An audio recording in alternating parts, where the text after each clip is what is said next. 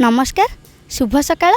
मु सुदत्ता आपणका ना कौन कहबे कि मधुचंदा कुमार मनोरंजन दास पीडी परिडा मुन्ना बीणा दास आपण कौन करंती मु लेक्चर कर बिजनेस मु बीएसएनएल रे सीनियर एसडी अछि मोटे ब्यूटिशियन आपणका हॉबी कौन रीडिंग मैगजीन आपण को लेखकन मैगजीन पढ़िबा को पसंद करंती प्रतिभा राय डॉक्टर मनोरमा विश्वाल महापात्र प्रतिभा राय विषय किसी कहि सुनेबे कि प्रतिभा राय नारी समाज पई बहुत लिखिचंती सोशल वर्क करे मो हॉबी जस्ट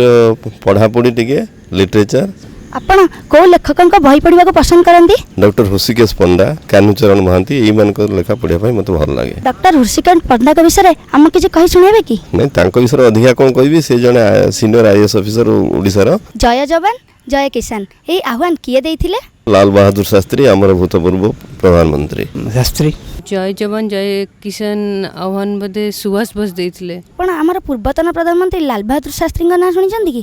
तेबे कहंतु एई आह्वान किए देइथिले लाल बहादुर शास्त्री तांका विषय किसी कहि हमको सुनेबे कि लाल बहादुर शास्त्री हमर पूर्वतन प्रधानमंत्री थिले से चाहिए किसी साधारण लोकंकर उपकार करने पे किंतु करि पारना से पर्सनली ऑनेस्ट लोक तांको विषय रे कोन कहबी से तो बहुत गरीब परिवार रो आस्तिले किंतु तांकर जो एकाग्रता थिला बोली एवं तांकर निष्ठा थिला बोली से बहुत छोट परिवार रो आसी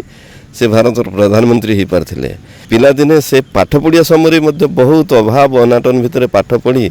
से तथापि निजको प्रतिष्ठित करी से भारत प्रधानमंत्री हो पारथिले किंतु आमर